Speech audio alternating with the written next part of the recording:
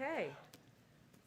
Today, the president will announce that on Thursday, he expects he will meet his goal of 200 million shots administered in 100 days, or under 100 days, I should say, a goal he doubled after meeting his original goal of 100 million shots by day 58 of his presidency. As the administration, as we work to get even more people vaccinated, President Biden will call on employers across America to do everything they can to help their employees and their communities get vaccinated. That includes a tax credit for small and medium-sized businesses to fully offset the cost of paid leave for employees to get vaccinated and recover from any after effects of vaccination if needed, and a call for employers, large and small, to take additional steps to help get their employees and communities vaccinated. With that, why don't you kick us off? DOJ announced a pattern or practice investigation today, the Minneapolis PD, in aftermath of the George Floyd killing and verdict. Under current law, it's a high bar for convicting officers of federal civil rights crimes. Does the president think it's time to revisit this aspect of the law? Mm-hmm. Well, first, as the president alluded to last night in his remarks after the verdict was announced, he believes the bar for convicting officers is far too high. It needs to be changed. He's a strong supporter, as he also conveyed passionately last night, of the George Floyd Justice in Policing Act, which does change the intent standard. Obviously, there is negotiations that need to happen on Capitol Hill, but he believes the bar is too high. And if I could just square that, that includes the federal civil rights aspect of the law as well, or is he speaking more broadly? My understanding is that's also addressed in the bill. Okay. And second, if I could just hit on briefly, he's obviously going to be meeting with world leaders today on the climate summit. Mm-hmm. What does he say to allay concerns, considering how divided Washington is politically on this issue, that we're actually going to, that this country is going to follow through on what he says today, what he says this week? Well, I think what he's sending, the message he's sending to the country and frankly to the world, is that he feels that the climate crisis we're facing around the world, and certainly in this country as the world's largest emitters, is so significant that within 100 days of his presidency, he's convening the world's largest economies to have a discussion about that. And he is going to put actions in place as well. Obviously, he's put in place a number of executive actions, and we'll have more specifics to announce in the coming days about what targets we are setting here in the United States. And I understand what you're asking me is what happens in 2024, right? Or is that what you're asking me? Well, that's a long time away, but the president has every intention of getting reelected and certainly ensuring that he is implementing policies where addressing our climate crisis, putting Americans back to work, go hand in hand, which is absolutely his desire and his commitment, will be a part of his continuing agenda. Go ahead. Thank you, Jen. You just called on Congress to pass the George Floyd bill. President Biden did, Vice President Harris did the same last night, said it's a key priority. Why should people have confidence that President Biden will be able to win over Republican support for the George Floyd bill when he hasn't been able to do so on his other legislative priorities? Like the American Rescue Plan that he passed into law? He didn't get Republican support for that. He didn't, but he certainly has support from the American people, and about 80% of it's more than 70% of the American people. I will say, Kristen, that look, the president doesn't believe that he alone can pull the George Floyd Policing Act across the finish line. That is going to be up to Congress. And right now, there are negotiations that are happening. There are leaders on both sides that are having those discussions. The president obviously advocated, as you alluded to, last night in remarks he delivered after the verdict. And we are also have been advocating, our senior leadership has been advocating for this on the Hill, including in direct conversations with members. We're in close touch with the Senate Judiciary Committee, Senate leadership, who are working towards this goal. This encompasses many offices in the White House, including, of course, the president talked about this quite a bit during his meeting with the CBC last week, but also our legislative affairs team, our public engagement team, the Department of the Domestic Policy Council, and their leaders are deeply engaged. And we're also in regular contact with the nation's civil rights leaders who are also advocating for this. But I will also say that there are times, and this is true in diplomacy, but also true in legislating, that the best strategy is to provide the space for those conversations to happen privately. And that's part of our objective. I understand you're citing the fact that public polling showed there was bipartisan support for ARP, but in order to get the George Floyd bill passed, you need 60 votes. So I guess the question is, why should people have faith that the president will be able to get 60 votes to get the George Floyd bill passed? Well, I think what I was trying to convey, but let me try again, is that the president alone cannot pass the George Floyd Justice in Policing Act into law. How does he see his role in getting the George Floyd bill passed? Well, his role is to work with leaders in Congress, as he has, being in touch with leaders in Congress, in the Senate and House, also having a discussion with members of the Congressional Black Caucus, many of whom are playing important and prominent roles in getting this legislation across the finish line. He's also asked members of his senior team, whether it's the legislative team, the Domestic Policy Council, his Office of Public Engagement, to work with outside organizations, civil rights leaders, and others to work together to put pressure on Congress to move forward. He used the opportunity last night to deliver remarks, and I will say, as he's thinking about what his joint session speech looks like next week, he has every intention of using that as an opportunity to elevate this issue and talk about the importance of putting police reform measures in place. As you know, one of the key sticking points is that qualified immunity provision. Is the president willing to compromise on qualified immunity? Would he back a bill that didn't include qualified immunity? Well, again, I think the stage we're in now is that leaders on the Hill need to have discussions among themselves about where they can find agreement. And often those discussions, just like it is the case in diplomacy, the best strategy, the most effective strategy is to allow for space for those conversations to happen privately. Once they come to agreement, and we're certainly hopeful they'll do that, we'll have to take a look at what that looks like. Oh, go ahead. Go ahead, Thank Kristen. you, Jen. Just to follow up from the other Kristen's line of questioning. Sure. Kristen's in the front row. I know, we were laughing about that. When President Biden spoke with George Floyd's family yesterday, he promised that he would do everything he could to get the George Floyd Justice and Policing Act passed. So would that potentially include supporting getting rid of the filibuster if he can't get the 60 votes needed to pass the Senate? The president's view remains the same, which is that he believes there should be support from Democrats and Republicans to put in place common sense, long overdue measures to reform our police and justice system. And he believes rebuilding trust among communities is something that Democrats and Republicans should support. There are conversations that are happening now that involve Democrats and Republicans, and he wants to leave the space for that, so he doesn't believe that having a discussion about the filibuster is constructive to that at this point. Okay, and 2 questions on immigration. Is President Biden potentially open to doing immigration reform through reconciliation? Well, this is another area where the president looks both at history and past history and also recent history, and sees that there has been bipartisan support. There is bipartisan support, for example, on the Dreamers and moving forward there.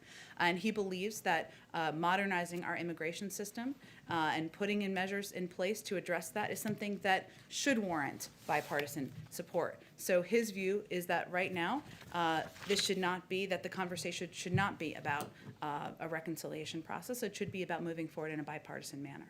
And so, I mean, these members of the Congressional Hispanic Caucus that President Biden met with yesterday, they said that we need to find any other form and avenue to achieve as much as we can, and that can include reconciliation. So I guess, can you at least confirm that that did indeed come up during their meeting That yesterday? members of Congress raised this issue? No, they were saying that President Biden raised this issue and that he at least expressed some degree of support for it.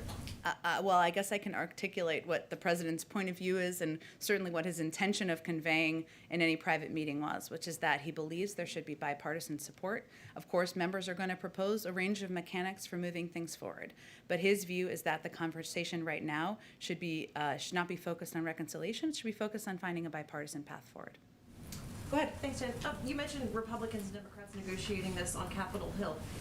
Is it Immigration or? I'm so sorry. Immigration is on my mind. No, it's okay. I just wanted to make sure I was answering the right question. No, on the George Floyd Act, or this issue of police reform. Does this White House see this as the George Floyd Act, all or nothing? Is there room for Republican proposals like the one from Senator Tim Scott?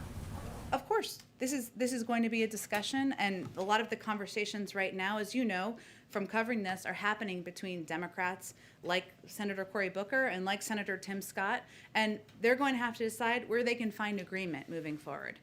Ultimately, the president believes, as he conveyed quite passionately last night, that we need to put in place police reform measures. They're long overdue, and certainly the events of the last few weeks elevate this as an issue we should be we should be addressing as a society. So we know that democracy in action means there are negotiations, there's compromise. We'll see what that looks like, but our objective here is to stay in close touch through senior members of our White House team, through the president himself, to be helpful and constructive and give feedback as needed, but also to leave space for those conversations to happen. Because you mentioned the negotiations on the Hill as a separate entity from this White House. Could you just elaborate on what you just said, the president's involvement and senior staff's involvement? We've seen the president get involved in negotiations on infrastructure, on COVID relief. Will he get involved in something like police reform? He had a high-level conversation with members of the Congressional Black Caucus just last week. And this was a prominent part, an important part of that conversation. And I wasn't intending to send, so I appreciate you asking, I wasn't intending to convey that it was separate. It's not separate, but there are conversations that are happening between Democrats and Republicans on Capitol Hill. We are staying abreast of those. We are certainly engaged with a number of those members at a range of levels in this White House, including at the president's level, but also from leaders in the legislative team, from leaders of his Office of Public Engagement, and from leaders of the Domestic Policy Council. Does the president have a deadline by which he would like to see this on his desk, given where this falls in the national discourse right now and the importance and the potential for losing the momentum that exists? Well, I think the president certainly sees this moment as an opportunity to redouble everyone's efforts in getting this legislation passed and move forward. But he also recognizes, having served 36 years in the Senate, that you can't rush negotiations between Democrats and Republicans. He's eager to have something on his desk, but we're not here to set a deadline at this point in time. Go ahead. Thanks, Jen. I know we're celebrating 200 million shots today, but there's some indications that, at the very least, the rates aren't raising at the same rate as they have been previously in the administration. The rates of vaccination, or sorry, just to clarify what you mean. It's being put in arms, and my question is whether you guys see that as just sort of the inevitable blip from J&J coming out of circulation, if it's hitting a wall with, we're now moving towards folks who might be more hesitant to get the vaccine versus folks who already have, if it's just sort of blips in the data, or if you don't, basically if you don't think that the last few days have been representative of a broader trend. And more broadly, I know that you, or the president's planning to announce this tax break going into effect, but are there other things that you can talk about the administration doing to address hesitancy, since it now seems to be squarely pivoting away from folks who are eager to get the vaccine and towards folks who are not? Well, first I would say, and you asked a few questions there, so let me see if I can answer all of them. What we've seen, and there was some interesting data that came out over the last couple of days, obviously a lot was happening yesterday, is that we've actually seen a decrease in hesitancy and increase in confidence among many communities. So in some polling that was put out just yesterday, 40% of respondents said they were more likely to get the COVID-19 vaccine than they were a month ago. In terms of conservatives' confidence in vaccine, again, this is a poll, so it's not perfect, but it was interesting data. A full 71% of Trump voters said they have either received at least one dose of a vaccine or definitely or probably will, up from 59% in an earlier poll conducted just 1 month ago. So what we're trying to address, to answer another one of your questions, is what we see as the issues, the barriers to getting the majority of the American people vaccinated. And one of those barriers is access. And so what the announcement today is intended to do is address one of those barriers to access, which is people not through a political prism, but many people who have not yet been vaccinated are concerned they can't take a day off of work.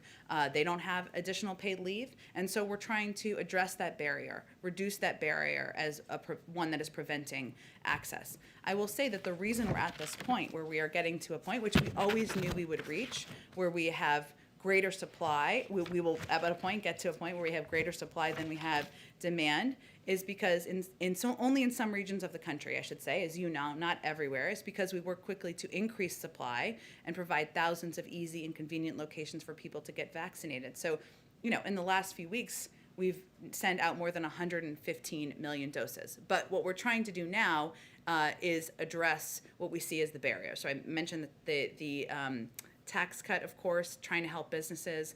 We're providing technical assistance to states. Again, we're relying on local voices and local doctors to provide the best information, which every set of data we've seen, and even from some news organizations, show that those are the most trusted messengers. We've allocated $3 billion for states. We're ramping up targeted media efforts. We're also, along with the CDC, we're working to help states expand vaccine distribution to primary care physicians, where many people are very much trusted local doctors. So, yes, we will continue to assess and look for ways to increase access and get it out to more communities. And both the Washington Post and the New York Times last night had pretty detailed reports about the refugee issue. They suggested that the president himself overruled national security experts on his team and Secretary of State Blinken.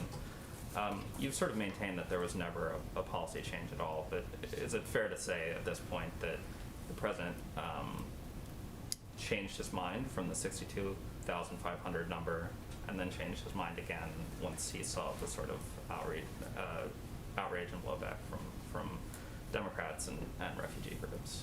Well, I can say that we have every intention of putting out an increased cap, and we hope to do that soon, in advance of May 15th.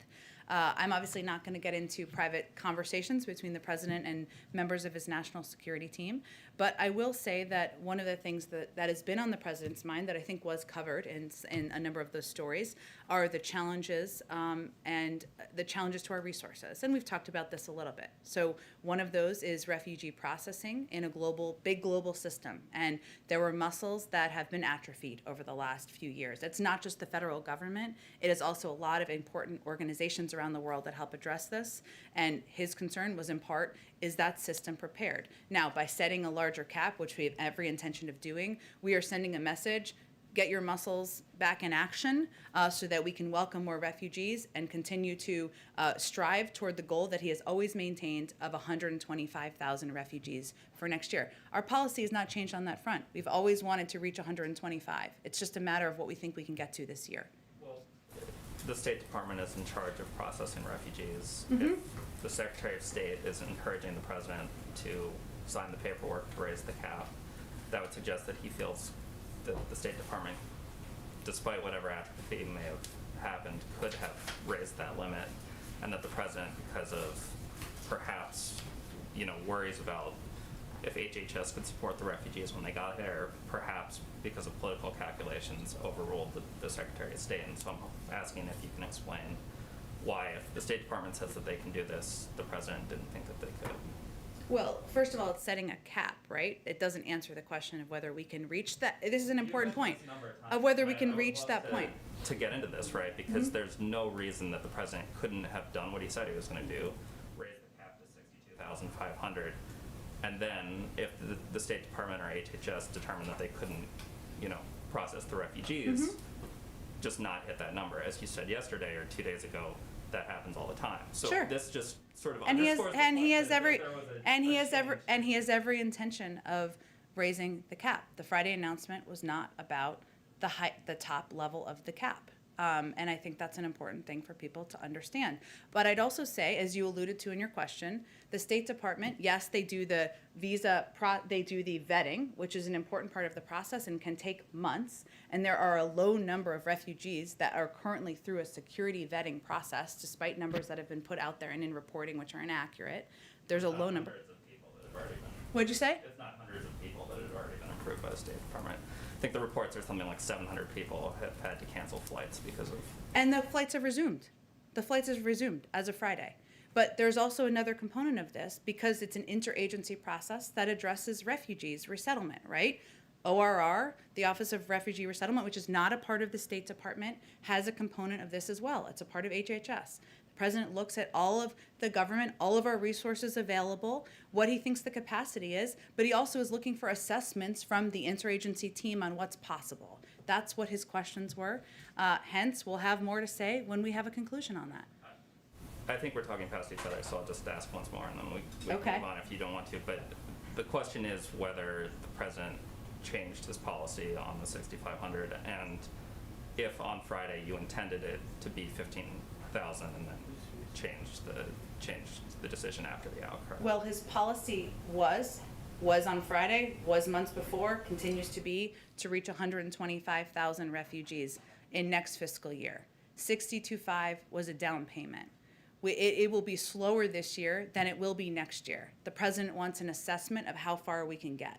That's what he's looking for. The State Department has a component of that. HHS is a component of that. We're going to look at all of that. And the refugee cap, and the point I've been trying to make, which I know you don't love, but that's okay, but to others, is that the cap is something that is not typically reached. We wanted to send a clear message. We are a country that is welcoming refugees. We recognize that that is not the message that was sent. And so we reassessed, but it's not a change in policy. It's just making sure we're sending a clear message to the world about who we are. America's back. We're welcoming refugees. We need to get our muscles back working again, and we'll have an updated cap hopefully soon. Go ahead, Trevor. To the point about kind of getting the muscles back to where Yeah. they need to be, we're curious just about what capacity does exist right now for the government.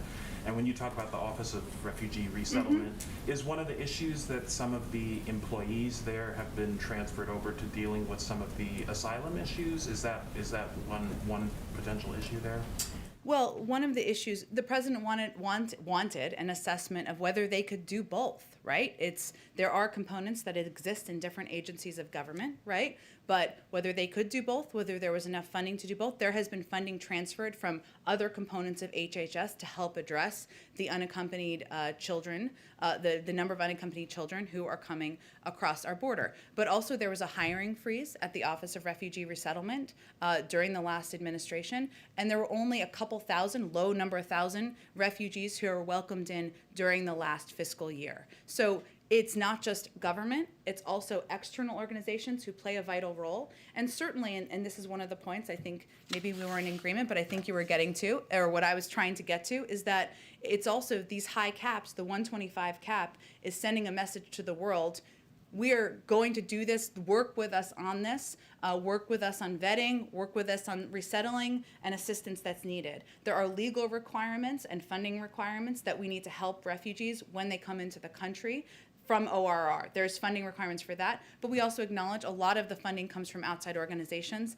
That needs to be prepared as well. There's one other factor we haven't talked about, but is an interesting one, I think, is there are some limitations that have come about because of COVID. Because sometimes, typically in the past, people have traveled to do some of these vetting interviews and expedite moving refugees through processing. Also, people coming into embassies around the world, that's an additional challenge.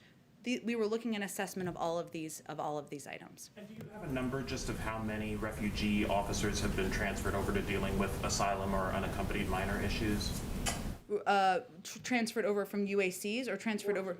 Who work in the Office of Refugee Resettlement as officers, but now they're working primarily on unaccompanied children? We have some funding numbers. I don't think I have staff numbers in front of me. I'd certainly send you to them, but we can check if there's more specifics on it. And then are there outstanding security concerns around the refugee resettlement program that are being addressed as part of this review that you're doing? Well, there's a fairly stringent vetting process that takes place, and that can take months and months. It really depends.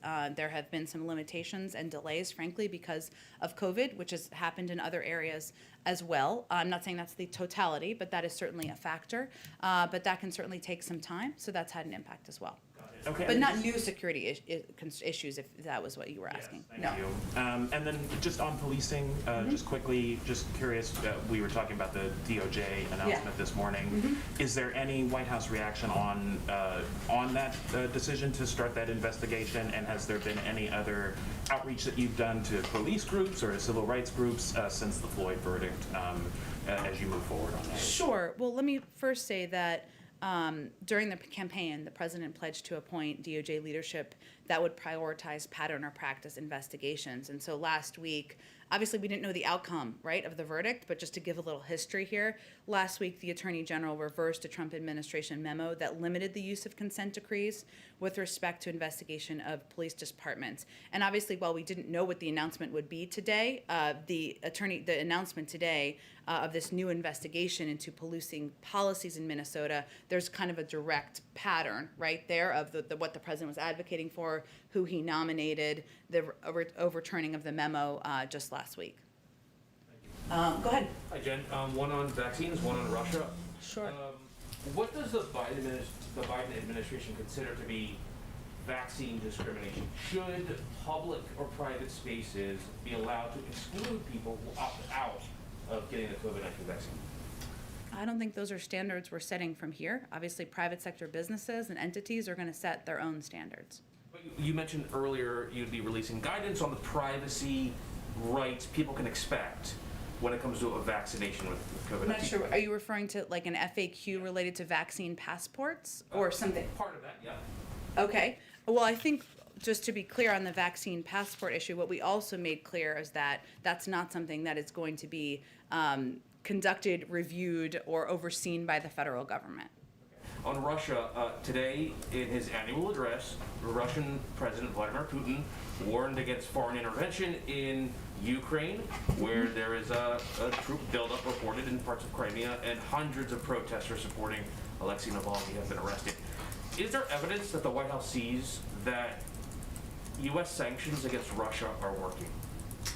Well, first, our sanctions were put in place, and many of them done in coordination with our European partners and allies, because our strong view and the view of the global community is that there should be consequences for actions. We have never expected, nor have we projected, that one set of sanctions or any individual set of sanctions is going to immediately change behavior. But it is sending a clear message that behavior is unacceptable and it can't continue. I would also remind you that our consequences, as we've long said, many are seen, sanctions, and some are unseen, and we don't speak about more specifically. Go ahead. Thank you very much. Two more foreign ones. Today, Australia announced it was, the Australian federal government announced it was revoking a deal by one of the states to do a Belt and Road initiative with China. The Chinese are not happy. Has the administration talked specifically with Australia about that deal? And more generally, is the administration talking with its allies and partners around the world about the BRI and generally trying to get partners to push back against that? I think the State Department would be the most likely entity within government to give any readout of conversations with the Australians. Obviously, economic partnerships, relationships, how we can work together as a global community and in a coordinated fashion as it relates to China is part of nearly every discussion the president has with a European partner or a country in the region. Specifically the Belt and Road initiative, which obviously has been painted by some as this kind of, very clever soft power / loan shark scheme taking over large parts of the world. What's the US? Well, what about it is your question? Well, I mean, given that Australia today pushed back against this very specifically, I was just wondering if the US is in having actual, direct talks with partners about, we've got to do something about this BRI. I can check and see if there's anything more specific. Okay, and the other one is the president of Belarus and Putin as well today, both are touting this supposed plan by the US to have tried to assassinate Lukashenko of Belarus. I can confirm there's no basis in fact there. Go ahead. Jen, I just want to bring it back to policing. Sure. On a call with George Floyd's family and the family's attorney after the verdict yesterday, the family's attorney said, quote, hopefully this is the momentum for the George Floyd Justice and Policing Act to get passed and have you sign. The president's response was, you got it, pal, that and a lot more. Not just that, but a lot more. So in your estimation, is that the president promising to the Floyd family that he will get a policing bill passed? I think he's promising to the Floyd family that he will use the power of his presidency, the bully pulpit, as he intends to do during his joint address next week, the role of senior leaders in his government to help push the George Floyd Justice and Policing Act forward. How far is he willing to push for it? I'm not sure what that means. I mean, how far is he willing to push to get something done? I In, mean, I in know what, in what way? You just talked about giving people in Congress, lawmakers, breathing room to talk and negotiate. But you know, how far is he willing to get Democrats in line? Is he willing to keep just pushing for this? Is it a huge priority? Like, can you prioritize or give me a sense of his priorities in terms of getting this done? Well, I would point you to the fact that, one, the president gave a passionate call last night for the importance of moving forward in this moment with the George Floyd Justice in Policing Act. It is on his mind as he is working with his team and all of us to draft his joint session speech, which is one of the highest profile moments any president has in the first year of their presidency. He has worked and has had discussions with leaders and members of Congress about moving forward on the George Floyd Justice and Policing Act, including as recently as his meeting with the Congressional Black Caucus last week. And he has asked prominent leading members of his administration to remain closely involved and engaged in this effort as it moves forward. So I'd say it's absolutely a priority on his mind, and he feels this is a moment where there should be momentum for action. One on Putin, who today did have some aggressive language for Western nations that would, you know, interfere in Russia's affairs. He said that Russia's response would be asymmetric, fast, and tough if forced to defend its interests. I'm just wondering broadly, and the Russians have also expressed skepticism that sanctions could do anything to box them into to having a summit between Putin and the president. Can you give us any update on how Putin's words today and his posture could affect any plans for a summit between the two? Well, we have been clear that we desire a relationship with Russia that is stable and predictable, and we don't think it needs to continue to be on a negative trajectory. The sanctions were not meant to entice anyone to attend a summit. That would be a strange strategy. It was meant to put in place consequences for the actions that were completely unacceptable in our eyes and the eyes of the global community. At the same time, while we put those consequences in place, the president was sending a clear message to President Putin on his call that he believes we can have, this is an opportunity to have a discussion about areas where we think there's an opportunity to work together on, whether that is nuclear non-proliferation, as we did with the continuation, the extension of the New START treaty, or the Iran nuclear deal, and also have discussions about areas where we disagree. Obviously, it requires all parties having an agreement that we're going to have a meeting, and we issued that invitation. We're continuing to have discussions at a high level, as is evidenced by the National Security Advisor's conversation with his counterpart earlier this week. Go ahead. I'll come back to it. I just want to get to the effort. Go ahead. Thank you, Jen. A quick follow-up question on something you were asked yesterday, and then a second somewhat related question. Okay. Regarding yesterday, respectfully, I feel like you didn't give quite a firm answer, and I wanted to try again.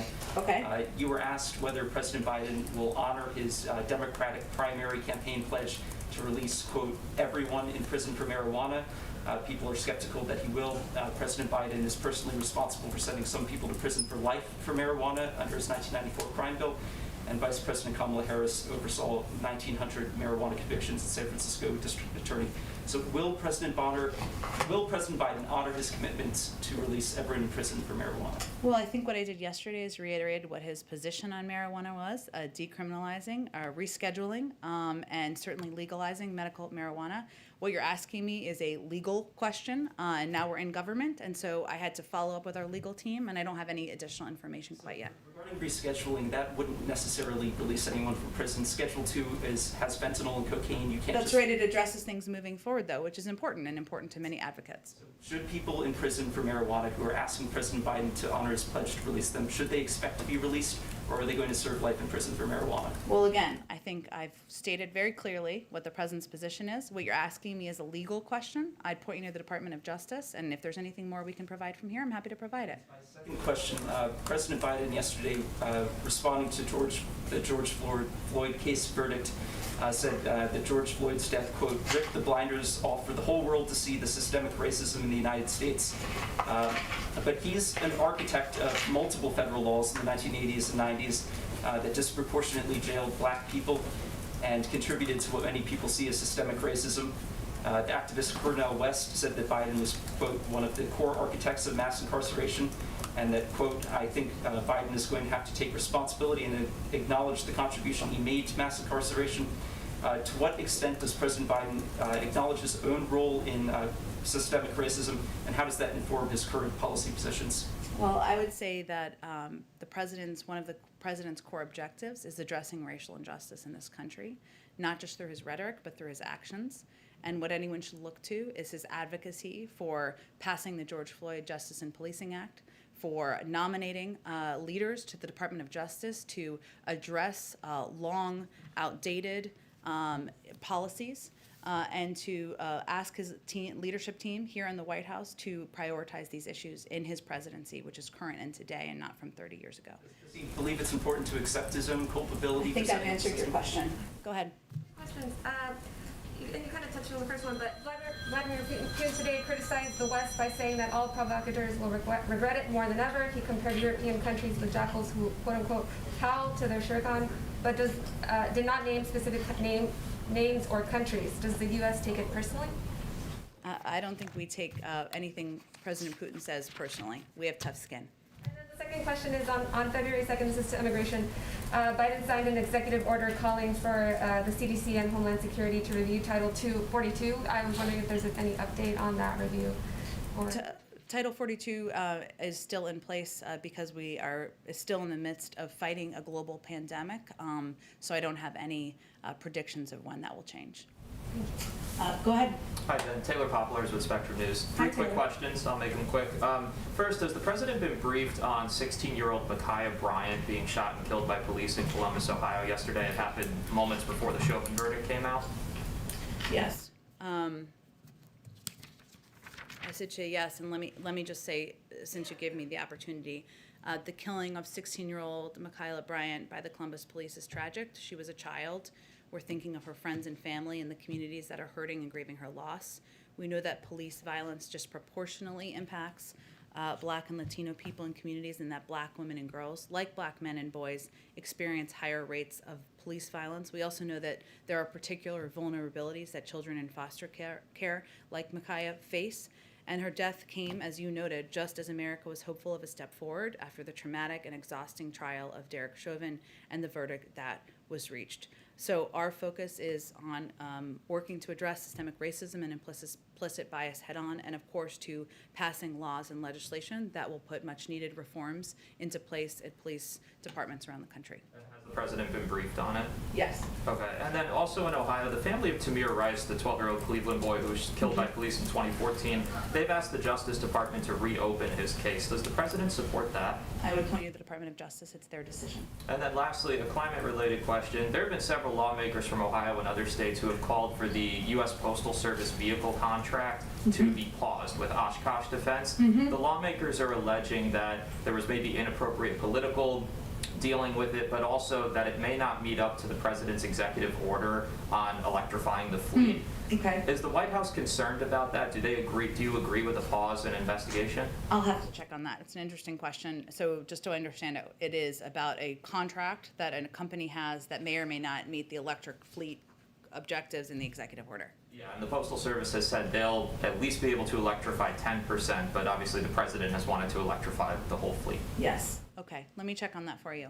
Go ahead. Thanks, Jen. I've got one on anti-AAPI discrimination, and Okay. I'd like to circle back on a vaccine question from Sure. last week. Let's start with the vaccines. A number of lawmakers, Democratic lawmakers in foreign countries, have asked the president to waive vaccine patents to surge production. What possible reason could the president have for not doing this, given that a number of organizations like Doctors Without Borders and Oxfam have said that this would be integral to the global fight against coronavirus, outside of protecting the financial interests of these pharmaceutical companies, or maybe maintaining leverage over production of the vaccine entirely? Is there any reason why he wouldn't do this? Well, I think our USTR ambassador gave some remarks related to this just last weekend, and I'd certainly point you to those. And we're certainly looking at a range of options to help address the global pandemic, but I don't have anything more from here. And then on anti-AAPI hate, will the president direct Ms. Moritsugu to investigate claims of discrimination from that community in the college admissions process? The executive orders he took in March, or he signed in March, notably didn't address this, and then the DOJ actually dropped a federal lawsuit supporting that claim in February? Well, it's her first week on the job.